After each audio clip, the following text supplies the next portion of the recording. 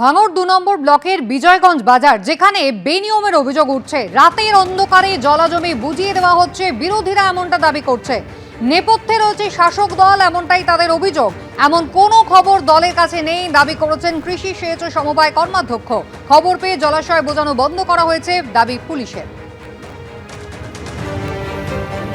রাতে সেই ছবি আপনারা দেখতে পাচ্ছেন, যেখানে একেবারে ট্রাক লরি চলেছে এবং ভাঙড়ে ২ নম্বর ব্লকের বিজয়গঞ্জ বাজার, সেখানে একেবারে জলা জমে বেআইনিভাবে বুঝিয়ে দেওয়া হচ্ছে। বিরোধীরা তারা এমন অভিযোগ তুলছে এবং এর পিছনে শাসক দল রয়েছে বলে তাদের দাবি। যদিও পুলিশের দাবি, খবর পেয়ে জলাশয় বোঝানো বন্ধ করা হয়েছে। অভিযোগ অস্বীকার করছেন কৃষি সেচ ও সমবায় কর্মাধ্যক্ষ।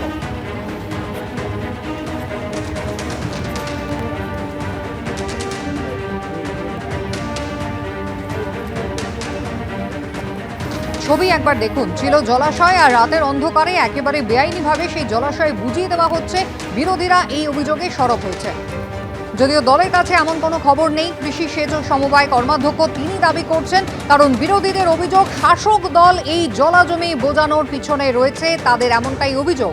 পুলিশ বলছে যে খবর পাওয়ার পর, অভিযোগ পাওয়ার পরই কিন্তু এই বোঝানোর কাজ বন্ধ করা হয়েছে।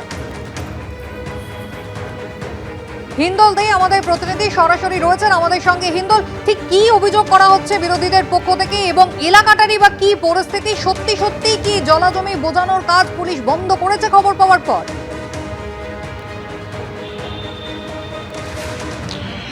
একেবারেই দেখো, উত্তর কাশীপুর থানার পুলিশ এই খবর পাওয়ার পর জলাজমি ভরাটের কাজ বন্ধ করেছে।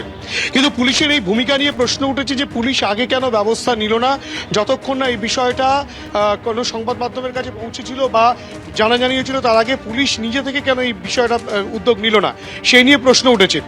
বিরোধীরা যেটা স্পষ্টত অভিযোগ করছেন যে তৃণমূল আশ্রিত জমি মাফিয়ারা তারাই কিন্তু এই জলাজমি, এই পুকুর ভরাটের কাজ করছে। যদিও পুলিশের তরফ থেকে বলা হচ্ছে এটা কোনো পুকুর নয়, ওটা একটা জলাশয়। সেই জলাশয়টা ভরাটের কাজ চলছিল, তারা আগে জানতো না, জানার পরেই ব্যবস্থা নিয়েছে, তেমনটাই পুলিশের দাবি।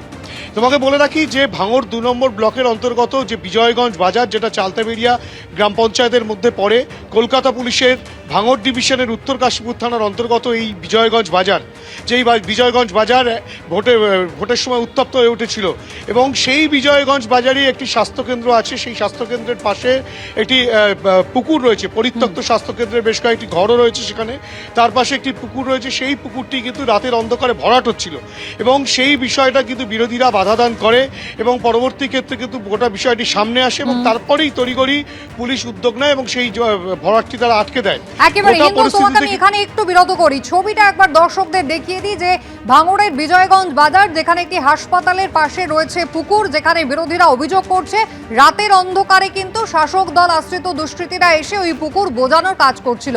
এক্স হ্যান্ডেলে ইতিমধ্যেই বিরোধী দলনেতা শুভেন্দু অধিকারী তিনি একটি পোস্ট করেছেন, পুলিশ কমিশনার আপনার নাকের ডগায় আরেকটা আনন্দপুর তৈরি হচ্ছে, গোটাটাই মানুষ এবং পরিবেশের বিরুদ্ধে একটা ষড়যন্ত্র, আর এই বিষয়টাতেই মদত দিচ্ছে তৃণমূল সরকার।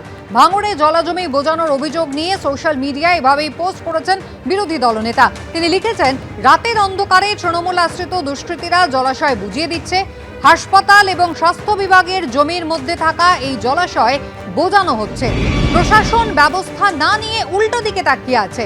আনন্দপুরে সংরক্ষিত জলাভূমির ওপরে বেআইনি গুদাম গজিয়ে উঠেছিল, এর ফল ভেতরে আটকে দরিদ্র কর্মীদের মৃত্যু হয়েছে। আনন্দপুরে মাফিয়া জলাভূমিকে বুঝিয়ে বেআইনি গুদাম তুলেছিল, আর ভাঙড়েও সেই একই অপরাধ চলছে। এটা সরকার না মাফিয়ারাজ? পরিকল্পনা মাফিক জলাভূমি, পরিবেশ ধ্বংস করা হচ্ছে। আনন্দপুর কাণ্ডে তৃণমূলের হাতে রক্ত ভাঙড়ে, আর এই ঘটনার পুনরাবৃত্তি চাই না। ভাঙড়ে জলাভূমি বোঝানোর অভিযোগ নিয়ে এক্স হ্যান্ডেলে এই পোস্ট শুভেন্দু অধিকারী।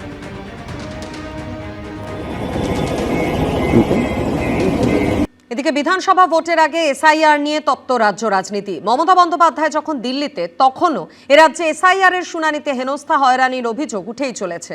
এমনকি পক্ষাঘাতগ্রস্ত এক মহিলাকে অবধি শুনানিতে ডেকে হেনস্থার অভিযোগ সামনে এসেছে। জেলা থেকেও একই রকম অশান্তির অভিযোগ বারবার সামনে আসছে। হুঁশিয়ারি, আক্রমণ, চ্যালেঞ্জ চলছিলই।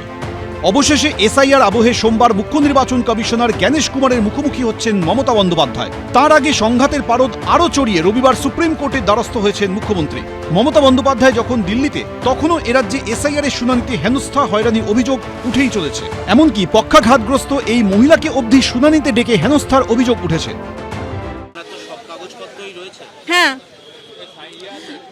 ঈদ বাস সার্টিফিকেট, সেকেন্ডারি স্কুল, পাসপোর্ট, আধার, প্যান কার্ড, তারপরে ভোটার আইডি কার্ড, সব কিছু আছে।